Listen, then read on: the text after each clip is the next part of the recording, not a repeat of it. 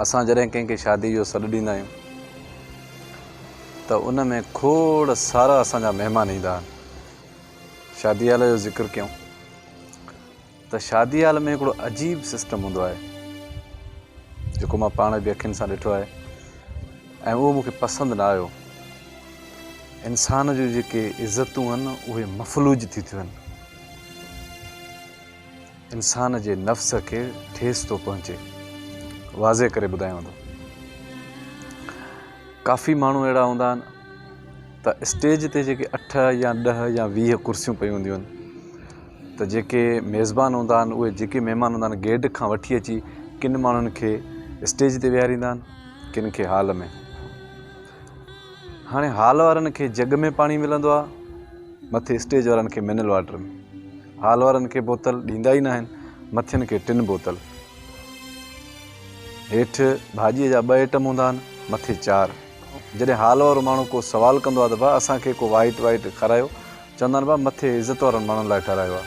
हाणे इहा हिकिड़ी अजीब ॻाल्हि आहे त आया सभु हिकिड़े माण्हू जे सॾ ते आहिनि, कार्ड सभिनी खे हिकु जहिड़ा मिलिया आहिनि, पर हिकिड़ा इज़त वारा थी विया, ॿिया आम थी विया। ॻोठ में बि सेम ईअं थींदो आहे। सॾ ते त सभु ईंदा आहिनि न, पंहिंजा बि परावा बि जेके बि, पर जे अगरि असां सभिनी लाइ हिकिड़ो बंदोबस्तु कयूं त हर्ज कहिड़ो आहे। जीअं अलाह पाक फ़र्क़ु ई पैदा न कयो आहे इंसान में, त जॾहिं मस्जिद में बीहंदा त सभु हिकिड़ी लाइन में, नंढो आहे वॾो आहे, सरदार आहे अमीर आहे ग़रीब आहे, जेको जंहिं सिफ़ में बीठो बीहजी वियो। असां पंहिंजे माहौल खे पाण था ख़राबु कयूं।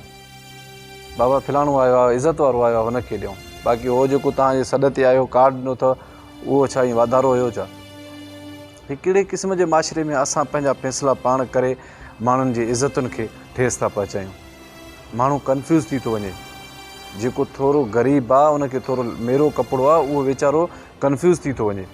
यकीन कयो त उनजे दिलि में ॾाढो ॾुख थींदो हूंदो, यार हिन जे सॾ ते बि विया। हीअ हिकिड़े अजीब क़िस्म जी ॻाल्हि आहे ऐं शादियुनि में अक्सर ईअं थींदा अथव।